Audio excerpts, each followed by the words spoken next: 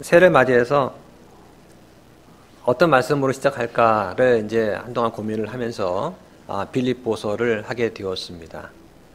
그래서 이 빌립보서를 하게 된 것은 우리가 지금까지 작년에는 골로새서를 했거든요. 이 골로새서는 빌립보서와 마찬가지로 옥중서신입니다. 그런데 이 빌립보서에는 특징이 있어요. 빌립보서는 기쁨의 서신입니다. 그래서 새해를 맞이해서 우리 화평침례교회가 기쁨으로 충만한 그러한 교회로 시작했으면 좋겠다는 그런 마음을 가지고서 빌립보서를 하게 되었습니다. 빌립보서 1장 1절과 2절입니다. 예수 그리스도의 종 바울과 디모데는 빌립보에 있는 모든 성도들 곧 그리스도 예수님 안에 있는 성도들과 감독들과 집사들에게 편지하노니 하나님 우리 아버지와 주 예수 그리스도로부터 은혜와 화평이 너희에게 있기를 원하노라. 먼저 이 빌립보서에 대한 전체적인 궤관을 한번 말씀을 드리도록 하겠습니다. 이 빌립보서는 잘 아시는 것처럼 사도 바울이 저자가 되겠습니다. 기록된 시기는 주후 한 62년경 됩니다. 사도 바울이 로마 감옥에 갇힌 시기가 61년부터 63년쯤 되니까 그 사이에 지어진 것입니다. 이 글은 아주 서정적이면서도 친밀한 옥중 서신이다 이렇게 말을 할 수 있습니다. 이 편지를 받는 사람들은 1차적으로는 빌립보 교회의 성도들이고 또 실제적으로는 모든 신자한테 해당이 되는 글입니다.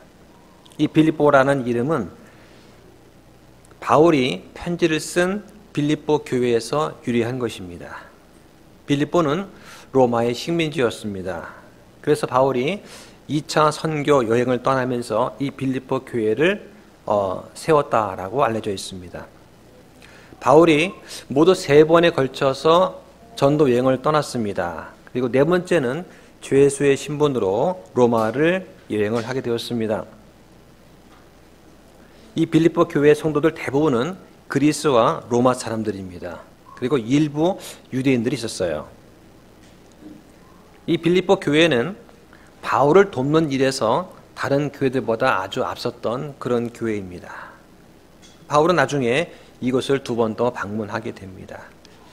당시의 상황은 이 빌립보 교회 안에는 가난하고 핍박받는 성도도 있었습니다.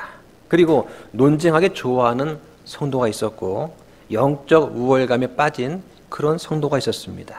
이런 모습은 어느 시대, 어느 교회나 다 있지 않나 생각이 됩니다. 에바브로디도가 빌립보 성도들이 모은 사랑의 선물, 헌물을 가져다가 돌아갈 때에 바울은 그들한테 편지를 써서 감사를 표시를 하게 됩니다. 이 편지에는 빌립보 사람들을 향한 그런 사도의 애정과 로마 감옥에서의 바울의 행적이 자세히 묘사가 되어 있습니다. 바울은 이 빌립보 사람들이 자신을 격려하고 또 물질적으로 지원한 것에 대해서 감사하면서 그리스도 때문에 빌립보 사람들이 받는 그런 핍박을 바라보면서 그들한테 소망을 줍니다. 오늘 우리에게도 그리스도 때문에 받는 고난이 있습니까? 예수님을 내가 믿기 때문에 내가 가정에서, 사회에서, 직장에서 받는 어려움이 있습니까? 그렇다면 이 빌립보 말씀이 우리한테 소망이 되었으면 좋겠습니다. 바울은 또 모세와 그리스도, 즉 율법과 은혜를 접목시키려고 하는 사람들을 향해서 경고를 또 이 편지를 통해서 합니다. 이 빌립보서에서 핵심적인 단어는 기쁨이라는 단어입니다. 항상 주를 기뻐하라. 이것이 빌립보서의 가장 핵심 구절이 되겠습니다. 이 빌립보서에 나타난 그리스도의 모습은 우리의 힘이 되시는 주님이십니다. 우리가 전에 골로새서를 공부할 때 골로새서에 나타난 그리스도의 모습은 모든 것의 으뜸이 되시는 그리스도, 만물의 주가 되시는 그리스도를 봤다면 이 빌립보서에서는 우리의 힘이 되시는 주님을 볼 수가 있습니다. 이 빌립보서의 영적인 교훈은 그리스도의 마음을 가지고 다른 사람을 나보다 더 높이고 존중하라 하는 그런 것이 중요한 교훈이 되겠습니다. 이 빌립보라는 도시를 보게 되면 지금 이렇게 유적만 남아 있습니다. 이 뼈만 앙상하게 남아 있었어요. 그런데 이 빌립보가 세워질 당시의 그 도시는 아주 번화한 도시였습니다. 바로 알렉산더 대왕의 아버지였던 마케도니아의 빌립 2세 이름을 따서 지어진 도시였습니다. 로마에서 아시아로 가는 길목에 위치했기 때문에 이 마케도니아에서 아주 중요한 도시였습니다. 빌립보는 아주 번성한 도시였고 사람들은 로마인과 같은 복장을 즐겨 입었다고 합니다. 라틴어를 썼고요. 자신들이 로마의 시민이다 하는 것에 대해서 엄청난 자부심을 가지고 있었습니다. 그런데 이 빌립보에는 유대인들이 많지 않기 때문에 회당이 세워지지 않았습니다. 이 빌립보 교회는 남부 유럽 지역에서 바울에 의해서 세워진 최초의 교회였습니다. 그래서 AD 한 52년경에 바울이 2차 전도 여행을 떠납니다. 그래서 빌립보가 어디 있냐면 바로 여기에 있습니다. 왼쪽 위에 있죠. 그래서 맨 밑에 예루살렘에서 시작해서 바울이 전도 여행을 떠나게 됩니다. 모두 1차, 2차, 3차에 걸쳐 떠나는데요. 지도에 보시면 아시겠습니다만 빌립보가 맨 위쪽에 있습니다. 바로 마케도니아 옆에 위치해 있죠. 자, 2차 전도 여행을 떠날 때 거기 있었던 자주색 옥감 장수였던 루디아가 있었습니다. 그리고 또 감옥에 있던 간수의 그 집안이 있었어요. 이 사람들이 바울의 복음을 듣고 그리스도인이 되었습니다. 이것이 빌립보 교회의 시초가 된 것입니다. 바울이 드로아 지역에서 환상 계시를 받았습니다. 그때는 자신의 동행자들 디모데와 실라가 있었는데요. 이 사람들은 소아시아 지역, 즉 터키 지역을 지나서 길을 가고 있었습니다. 밤에 환상을 보았습니다. 마케도니아의 한 사람이 나타나서 마케도니아로 와서 우리를 도와주십시오 라는 간청하는 그런 환상을 보게 됩니다. 그래서 하나님께서 자신들을 마케도니아로 부르신다는 것을 확신한 이 바울 일행이 드로아에서 누가가 합류해서 배를 타고 빌립보에 도착을 하게 됩니다. 그 당시 교회는 주로 이방인들로 구성이 되어 있었습니다. 그래서 루디아의 개종과 함께 많은 여성들이 교회에서 중요한 역할을 했습니다. 우리 교회도 자매가 많습니다. 그 면에서 이 빌립보 교회와 좀 비슷하지 않나. 이 바울이 떠날 필요가 있었을 때 누가가 빌립보에 남게 됩니다. 그래서 바울이 마케도니아를 떠날 때 빌립보에 있는 교회가 바로 바울의 중요한 선교 후원지가 됩니다. 그 다음에 바울이 3차 여행을 다시 또 떠나게 됩니다. 여기서 빌립보 교회를 또다시 방문을 하게 됩니다. 이 빌립보서는 바울의 4개의 옥중 서신 중에 하나입니다. 그래서 빌립보서, 에베소서, 골로새서, 빌레몬서. 이 편지들이 공통적으로 62년경에 쓰여진 편지입니다. 바로 로마에 바울이 감옥에 수감되어 있는 동안에 쓰여졌던 편지입니다. 이 빌립보 교회는 로마 감옥에 있는 바울한테 에바브로디도 편으로 선물을 보냅니다. 이 바울은 이 기회를 이용해서 단순히 감사하는 데 그치지 않고 그리스도 안에서 결박에 당한 일을 통해서 오히려 빌립보 사람들을 위로하는 데 사용하게 됩니다. 이 빌립보에는 두 여자 이야기가 나옵니다. 유오디아와 순두의 이야기가 나옵니다. 이 편지는 어떻게 보면 다소 개인적인 그러한 편지거리일 수도 있어요. 그런데 한 가지 이 빌립보서의 중요한 주제가 있습니다. 바로 기쁨이란 것이죠. 이 빌립보서에는 5번의 명사인 기쁨이란 단어가 나오고 11번의 기뻐하라는 동사가 나옵니다. 성경 전체를 통해서 기뻐하라는 말이 이렇게 많이 나오는 성경이 없을 거예요. 그래서 이 바울의 인격을 잘 드러냅니다. 기쁨이라는 단어가 얼마나 자주 발견이 되는지 이 빌립보서를 읽게 되면 나도 모르게 마음속에 기쁨의 저절로 일어나는 것 같은 그런 생각이 들기도 합니다. 그런 관점에서 사람들은 이 빌립보서를 기쁨의 참가다 이렇게 부르고 있습니다. 이 빌립보서는 길지 않은 짧은 편지예요. 그래서 이 빌립보서를 통해서 우리가 또 강해를 또 하고 그러면서 우리 자신과 우리 교회한테 주는 교훈을 한번 살펴보면 좋겠습니다. 설교의 제목은 은혜와 화평이 너에게 있기를 원하노라 입니다. 화평 또는 평안한 마음, 평화 이런 것들은 많은 사람들이 찾고 있는 것입니다. 평안한 마음은 어떻게 하면 얻을 수가 있나요? 많은 사람들이 그 평안한 마음의 상태를 얻기 위해서 많은 진정제를 먹고 있습니다. 어떤 사람들은 병원에서 처방된 진정제를 복용하거나 일부 연예인들은 불법 약물을 쓰기도 합니다.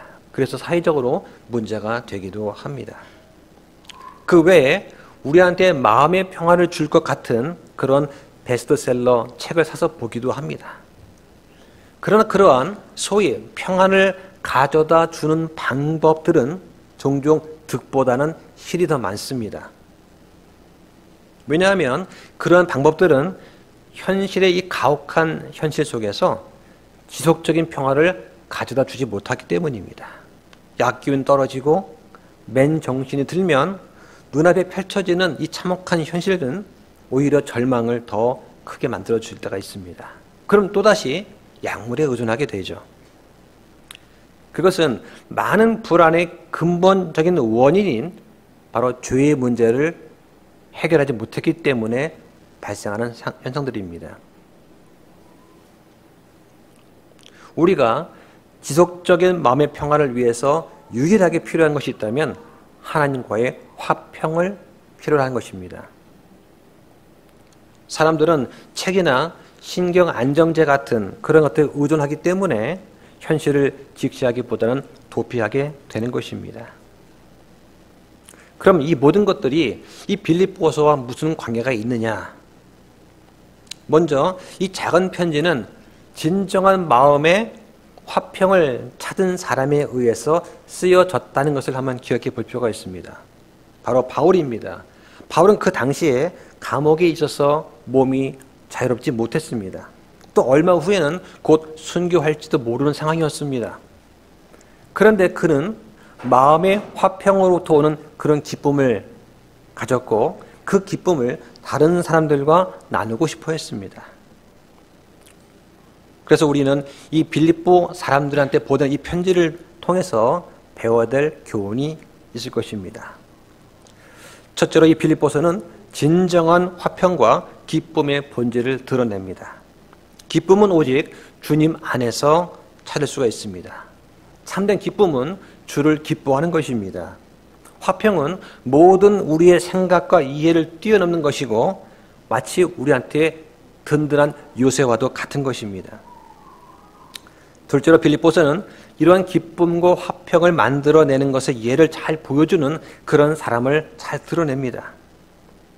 바울은 4장 9절에서 너희가 내 안에서 배우고 받고 듣고 본 그것들을 행하라고 하였습니다. 그러면 화평의 하나님께서 너희와 함께 하시리라고 말씀하셨습니다. 그럼 바울 안에서 배우고 받고 듣고 본 게 뭐냐? 첫째는 바울의 형제들에 대한 사랑입니다. 또 주님을 향한 바울의 헌신이고 완전을 위한 바울의 노력 또는 십자가의 원수들로 인해서 바울이 염려한 것들을 말합니다.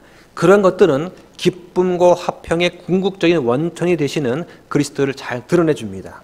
그래서 우리에게 화평과 기쁨을 주시는 그리스도의 마음, 이 화평과 기쁨을 주시는 그리스도의 영광, 이러한 것들이 앞으로 우리가 빌립보서를 통해서 주님께서 우리에게 말씀해 주시고자 하는 것들입니다.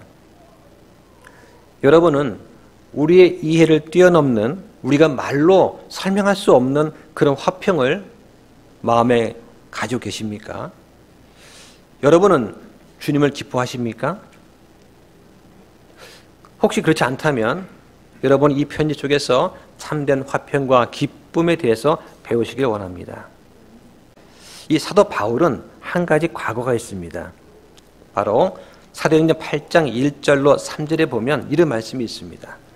사울이 그의 죽음에 동의하더라.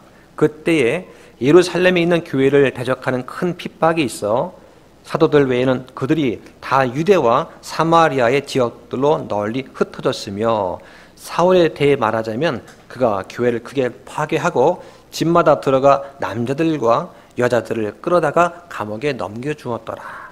이게 사도 바울의 과거입니다. 숨기고 싶은 과거죠. 부끄러운 과거입니다.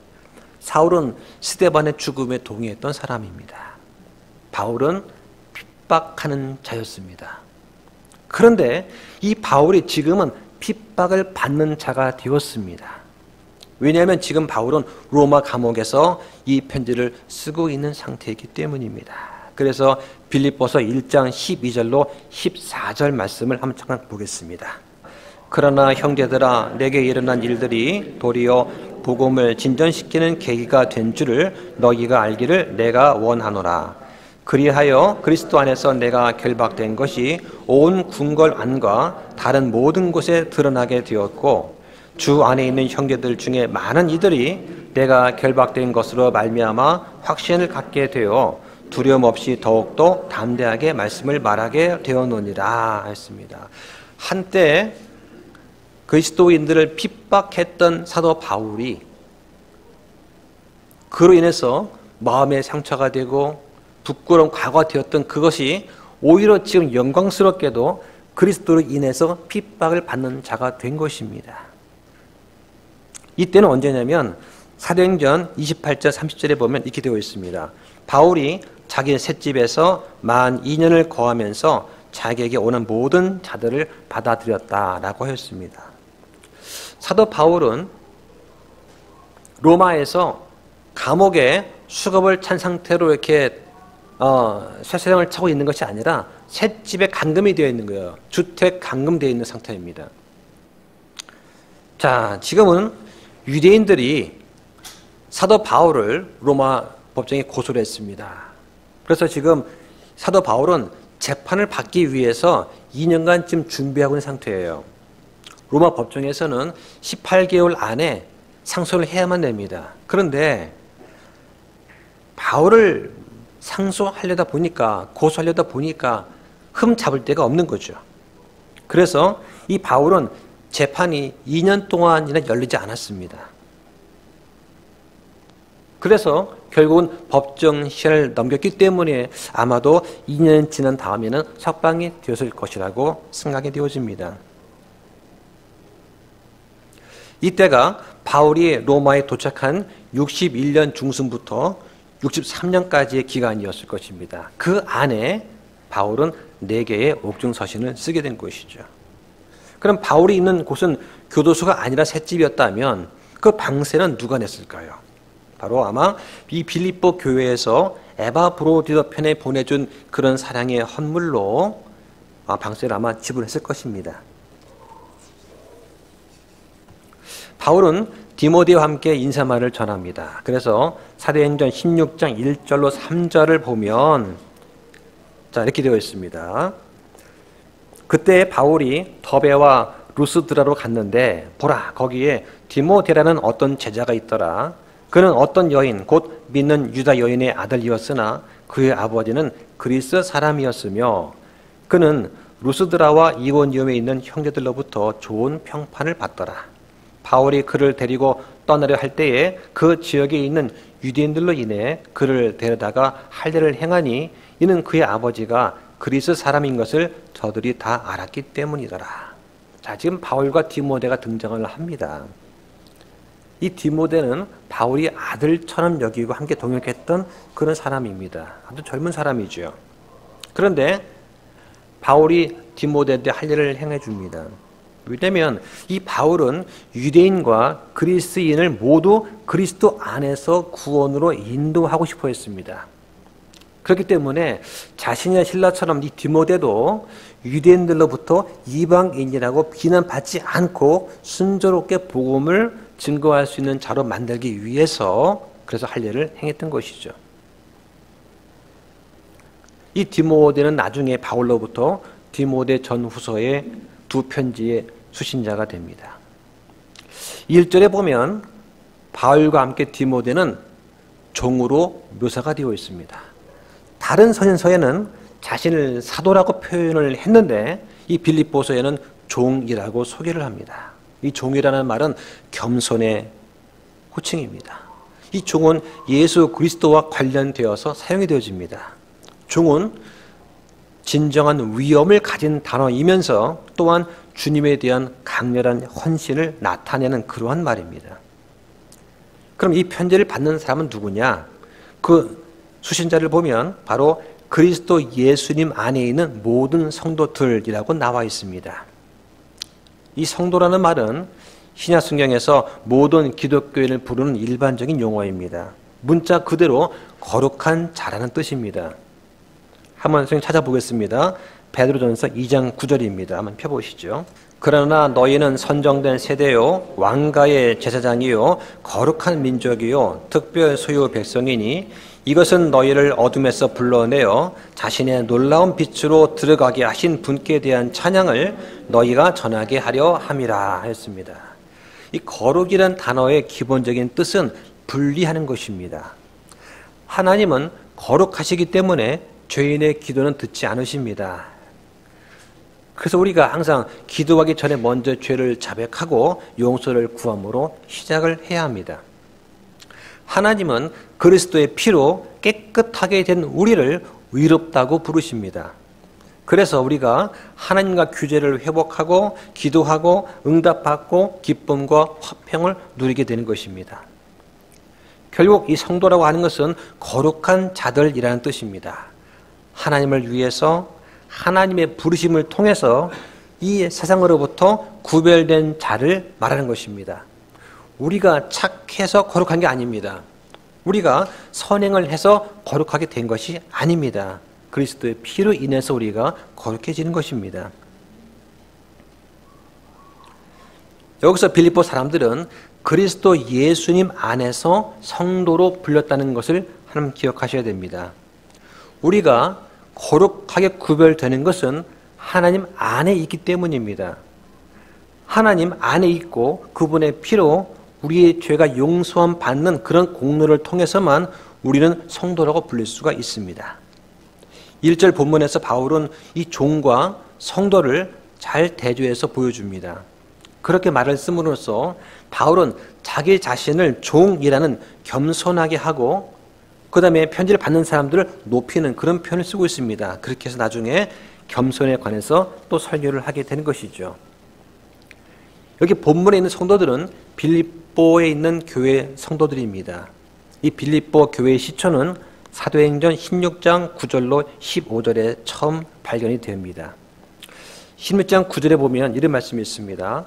밤에 환상이 바울에게 나타났는데 마케도니아 사람 하나가 서서 그에게 간과 이르되 마케도니아로 건너와서 우리를 도우라 하였습니다. 그래서 그 환상을 본 뒤에 주께서 그들에게 복음을 선포하라고 우리를 부르셨다고 우리가 확신하였으므로 즉시 마케도니아로 들어가려고 힘쓰니라 하는 말씀이 16장 10절에 나와 있습니다. 빌립보 교회는 바울을 마케도니아로 부르시면서 시작이 되었습니다.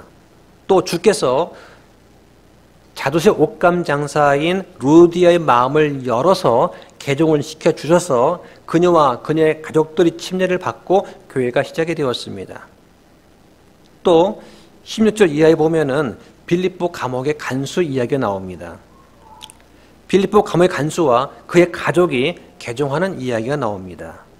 그래서 루디아의 집에서 열리는 이 교회 모임과 함께 또 바울이 떠나고 누가가 빌립보에 머물게 되면서 이 교회가 시작이 되는 것입니다. 이 빌립보 교회의 특징을 몇 개 말씀을 드리면 첫째로 주로 이방인들로 구성이 되어 있습니다. 그 당시에는 유대인들의 회당이 없었기 때문입니다. 두 번째는 여성이 많았습니다. 루디아의 집에서 모이고 또 빌립보의 여인들이 사전에서 언급이 됩니다. 이 빌립보 교인들은 바울이 복음을 전하는데 물질적으로 큰 도움이 되었던 교회입니다. 또 그들은 다른 지역에 있는 가난한 성도들을 섬겼습니다. 그들은 바울이 고난을 당했을 때 그를 보살폈던 그러한 교회입니다. 그래서 바울은 이 감독들과 집사들한테 편지를 하게 됩니다. 이 구절에 보면은 우리는 이 지역 교회의 조직을 하나님께서 계획하셨다는 것을 생각해 볼 수가 있습니다. 교회는 성도들로 구성이 됩니다. 또 교회는 감독들로 의해서 감독이 되고, 교회는 집사들의 섬김으로 운영이 됩니다. 성도와 감독과 집사가 있어야 교회가 제대로 운영이 되는 것입니다. 여기 말하는 감독은 목사를 말하는 것입니다. 그래서 이 감독에 대해서 말씀드리면은, 원래 감독은 양떼를 지키고 영적인 음식을 제공하는 임무를 맡은 사람들이에요. 그래서 그들은 장로 또는 목사라고 불렸습니다. 초대교회 당시에는 장로들이 나이가 많았어요. 그리고 그들은 자신이 다스리는 양떼에게 교리를 가르치는, 그 양떼에게 먹이를 주는 그런 역할을 담당을 했습니다. 장로와 감독과 목사에 대해서 한번 설명을 드리겠습니다. 장로, 그러면 떠오르는 게 두 가지죠. 하나는 이스라엘 장로가 있고 또 하나는 교회의 장로가 있습니다. 이스라엘 장로는 히브리 사람들한테 있었던 것이죠. 그래서 이 히브리 사람들의 국가가 생성되기 전에 이스라엘 백성을 다스리는 지도자였습니다. 각 지파의 우두머리로서 그 가족과 백성을 다스릴 권세가 있었던 것이 이 장로였습니다. 출애굽기에 보면은 70명의 장로 이야기가 나옵니다. 그리고 교회의 장로가 있습니다. 유대인들의 장로들과 비슷하게 초대 교회에는 교회를 다스리고 가르치는 장로도 있었습니다. 이 성경에서는 이 장로는 감독과 목사와 동일한 사람을 가리킵니다. 장로는 좀 나이가 좀 들고 영적으로 성숙해서 회중의 모범이 되고 권위 있게 이끌 수 있는 사람이 되어야 됩니다. 그리고 천주교에서 나온 장로교회에서는 장로라는 직분을 둡니다. 그러나 성경대로 믿는 우리 침례교회에서는 장로라는 직분을 두지 않습니다. 직분은 목사와 집사만 있습니다. 그럼 감독은 뭐냐? 자, 감독이 비숍이라고 하는데요. 감독이라는 말이 생겨난 그 과정이 또 있습니다. 어떤 것을 책임지고 감독하는 사람이 감독이죠. 우리 신약 성경에는 사도행전과 빌립보서에만 감독이 나옵니다. 예수 그리스도는 우리 혼의 목자고 감독이 되십니다. 신약 성경에서 감독은 곧 장로요 목사입니다. 초대 교회에는 지리자로 감독이 있었습니다. 그런데 시간이 지나면서 교회가 세상과 타협하게 되었고 로마 카톨릭 교회가 생겨났습니다. 그 카톨릭 교회 시스템에서는 감독이 지금 목사가 아니라 주교, 비숍이 되었습니다. 그래서 성경대로 믿는 신자들은 천주교의 주교를 뜻하는 감독이라는 말 대신 목사라는 명칭을 사용하게 된 것입니다. 목사에 대해서 말씀을 드리겠습니다. 영어로는 패스터라고 하는데요. 이 목사는 그리스도의 양떼를 먹이고 보호하는 직무를 가진 사람입니다. 감독과 장로와 같은 사람 말합니다. 신약에서 목사에 해당하는 말은 포이멘이라는 그리스어입니다. 이것은 모두 18군데에서 목자라고 번역이 되어 있습니다. 그리스도께서 승천하시면서 자신의 교회를 위해서 목사, 즉 지역교회 목자라고 하는 선물을 주셨습니다. 그래서 이 목사는 어떤 일을 하는 거냐면 감독의 신분으로서 교회를 감독합니다. 또 장로로서 위엄 있게 치리합니다. 또 목자로서 꼴을 먹여주는 의무를 수행하는 것입니다. 이게 목사의 책무입니다. 예수 그리스도는 선한 목자이시고 큰 목자이고 우리 혼의 목자와 감독이고 목자장이 되시는 것입니다. 반면에 목사는 하늘에 계신 그리스도를 대신해서 땅의 성도들을 먹이는 작은 목자 혹은 보호자를 뜻하는 것입니다. 성경에서는 분명하게 이 교회에게 목사나 교사 등의 선물을 주셨습니다. 이 선물은 무슨 은사를 말하는 것이 아니에요. 은사를 받아야 목사가 되는 것이 아닙니다. 이 목사는 집사와 더불어서 하나님께서 유일하게 교회에게 주신 직분, 오피스입니다. 그래서 목사는 권위를 가지고 모범을 보이면서 감독하고 양들을 이끌고 먹이고 양들이 위임에 처하지 않도록 보호해주는 역할을 하는 거죠. 그 교회는 목사를 존경하고 신뢰하고 사랑하고 후하게 대우하고 기도해주고 격려하고 감사 여기면서 목사의 필요를 채워주는 것입니다. 이것이 성경에 나와 있는 내용입니다. 그럼 집사는 어떤 사람이냐? 집사에 대해서 설명을 드리겠습니다. 영어로는 디콘이고요. 그리스어로는 디아코노스입니다. 신약에 29번 나옵니다. 원래 집사는 식사할 때 시중을 드는 하인을 말하는 것입니다. 오늘 주의 만찬에서 형제들이 시중을 들었지 않습니까? 집사 역할을 하는 거예요. 이 집사 또한 특정 자격 요건을 갖춰야 됩니다. 디모데전서에 나와 있습니다. 집사들은 감독, 즉 목사의 감독 하에 회중에 필요한 것을 공급해 주는 것입니다. 그래서 우리도 2월부터는 집사회를 운영할까 합니다. 시설 관리라든가 예배 운영, 회계, 권면 담당, 경조사, 찬양 인도하는 담당 형제를 임명하려고 해요. 지금까지 해오고 있었지만 명확하게 이제 정식으로 집사를 임명해서 추진할까 합니다. 이 집사라고 하는 그 말은 원래 종을 뜻하는 거예요. 성경에는 이 집사라는 말을 사역자 또는 종, 두 가지로 번역을 해놨습니다. 그래서 사도행전 6장에 보면은 집사라고 명칭은 없지만 집사 역할을 하는 7사람이 나옵니다. 그 7사람이 명단 나오는데 그 사람들이 구제물을 거두어서 필요한 사람한테 나누어주고 가난한 자와 병든 자와 과부와 고아와 박해받는 자를 방문해서 필요한 것을 공급해 주는 역할을 합니다. 이게 집사 역할이죠. 그 중에서 특히 스데반과 빌립은 집사이면서 복음 전도자였습니다.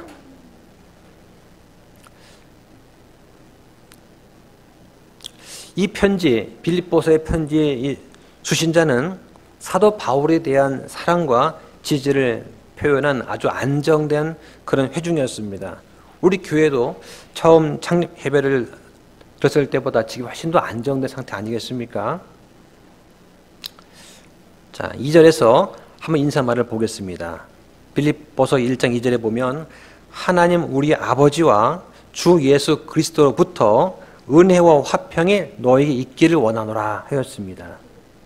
이 은혜와라는 그 말은 원래 그리스인들의 일반적인 인사였어요. 은혜라고 하는 것은 그들에게 아직 베풀어지지 않은 호의와 친절이 앞으로 있기를 기원하는 말입니다. 은혜는 받을 자격이 없는 자에게 베풀어 주시는 하나님의 호의고 하나님의 친절입니다.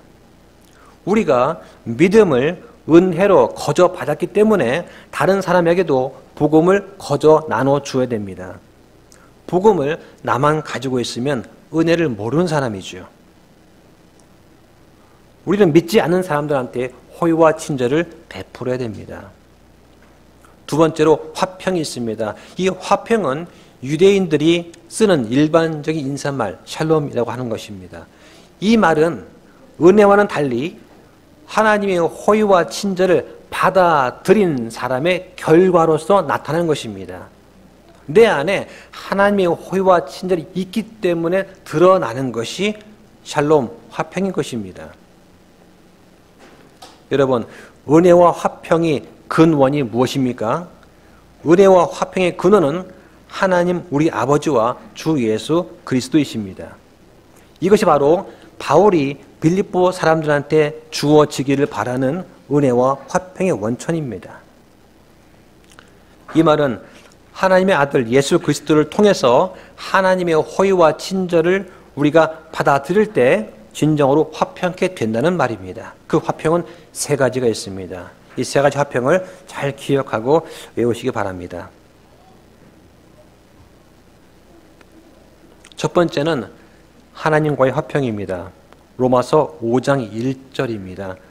그러므로 우리가 믿음으로 의롭다고 인정받아 우리 주 예수 그리스도를 통해 하나님과의 화평을 누리는도다. 우리가 믿음으로, 은혜로 믿음으로 의롭다고 인정을 받은 것입니다. 그래서 하나님과의 화평을 누리게 되었다는 것입니다. 두 번째는 사람들과의 화평입니다. 잠언 16장 7절입니다. 사람의 길들이 주를 기쁘게 하면 그분께서 그의 원수들도 그와 화평히 지내게 하시느니라. 사람들과의 화평을 지내는 방법은 내가 노력해서, 내가 희생해서 사람들한테 화평하는 것이 아닙니다. 사람들과 화평케 되는 방법은 내가 주를 기쁘게 하는 것입니다. 먼저 내가 하나님과 화평을 이룬 상태에서 내가 주를 기쁘게 하면, 그러면 주님께서 우리의 원수들로 하여금 우리와 화평하게 지내게 만드시는 것입니다.